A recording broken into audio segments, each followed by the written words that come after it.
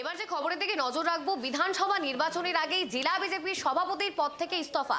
রীতিমতো ইস্তফায় দিয়েছেন স্বরূপ চৌধুরী। যে খবরের দিকে নজর রাখছি, বিধানসভা ভোটের আগেই দক্ষিণ দিনাজপুর জেলা বিজেপির সভাপতি স্বরূপ চৌধুরী সভাপতির পদ থেকে ইস্তফা দিলেন।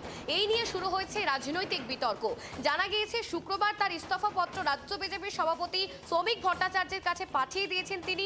প্রশ্ন উঠছে, ভোটের মুখে সভাপতির পদ থেকে কেন ইস্তফা দিলেন তিনি, তা এখনো খোলসা করে বলেননি তিনি। দলের জেলা কার্যালয়ে বালুরঘাটে সাংবাদিক বৈঠক ডেকে তার ইস্তফার কথা ঘোষণা করেন স্বরূপ চৌধুরী। অতএব এই ঘটনার জেরে শাসক বিরোধীর তরজা তুঙ্গে এই মুহূর্তে দাঁড়িয়ে তৃণমূল কংগ্রেসের মন্তব্য রয়েছে যে তাদের অর্থাৎ বিজেপির ভেতরে অন্তর্দ্বন্দ্ব রয়েছে, কোনো গোষ্ঠীকোন্দল রয়েছে, তারই জেরে ইস্তফাপত্র।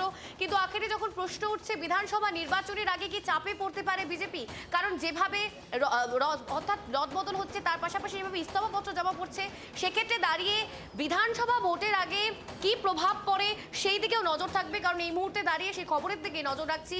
বিধানসভা ভোটের আগে ইস্তফাপত্র জমা দিলেন জেলা বিজেপির সভাপতি স্বরূপ চৌধুরী।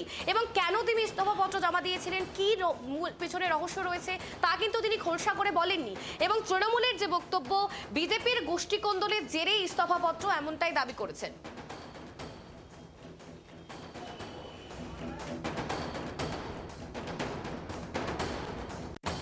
দেখুন, আমি স্বরূপ চৌধুরী দক্ষিণ দিনাজপুর জেলার ভারতীয় জনতা পার্টির সভাপতি ছিলাম। আমি 13 সাল থেকে পার্টির যুব মোর্চার দায়িত্ব, তারপরে জেলা সম্পাদক এবং লাস্ট দুবার বিজেপির জেনারেল সেক্রেটারি দায়িত্ব সামলেছি এবং পার্টির 2 টার্মে আমি জেলা প্রেসিডেন্ট ছিলাম। তো আমার সামগ্রিক পরিস্থিতি মনে হয়েছে যে আমার পক্ষে এই দায়িত্ব আর পালন করা সম্ভব নয়।